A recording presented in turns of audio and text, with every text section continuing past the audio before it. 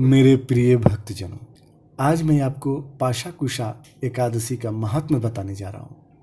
कृपया करके आप इसे सुने और इसके सुनने से और करने से जो लाभ मिलता है वो आपको मोक्ष की प्राप्ति कराता है। तो आइए आज मैं आपको पाशाकुशा एकादशी का महात्म्य समझा रहा हूँ।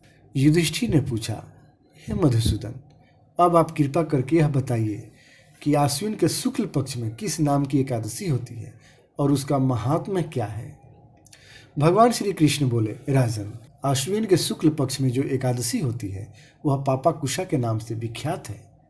वह सब पापों को हरने वाली, स्वर्ग और मोक्ष प्रदान करने वाली, शरीर को निरोग बनाने वाली तथा सुंदर स्त्री धन तथा मित्र देने वाली है।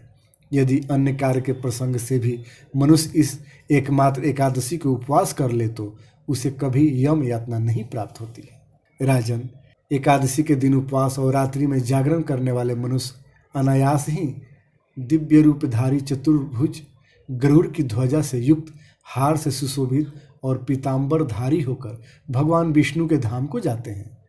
राजेंद्र, ऐसे पुरुष मातृपक्ष की 10, पितृपक्ष की 10 तथा पत्नी पक्ष की भी 10 पीढ़ियों का उद्धार करते हैं। उस दिन संपूर्ण मनोरथ की प्राप्ति के लिए मुझ वासुदेव का पूजन करना चाहिए। जितेंद्रिय मुनि चिरकाल तक कठोर तपस्या करके जिस फल को प्राप्त करता है वह फल उस दिन भगवान गरुध्वज को प्रणाम करने से ही मिल जाता है। जो पुरुष स्वर्ण, तिल, भूमि, गौ, अन्न, जल, जूते और छाते का दान करता है वह कभी यमराज को नहीं देखता। नृपश्रेष्ठ, दरिद्र पुरुष को चाहिए कि वह स्नान, जप, ध्यान आदि करने के बाद यथाशक्ति होम, यज्ञ तथा दान वगैरह करके अपने प्रत्येक दिन को सफल बनाए। जो होम, स्नान, जप, ध्यान और यज्ञ आदि पुण्य कर्म करने वाले हैं उन्हें भयंकर यम यातना नहीं देखनी पड़ती। लोक में जो मानव दीर्घायु, धनाढ़, कुलीन और निरोग देखे जाते हैं वे पहले के पुण्यात्मा हैं। पुण्यकर्ता पुरुष ऐसे ही देखे जाते हैं। इस विषय में अधिक कहने से क्या लाभ।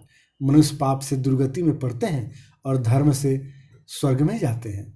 राजन, तुमने मुझसे जो कुछ पूछा था उसके अनुसार पापाकुशा एकादशी के महात्म्य मैंने वर्णन किया। अब और क्या सुनना चाहते हैं?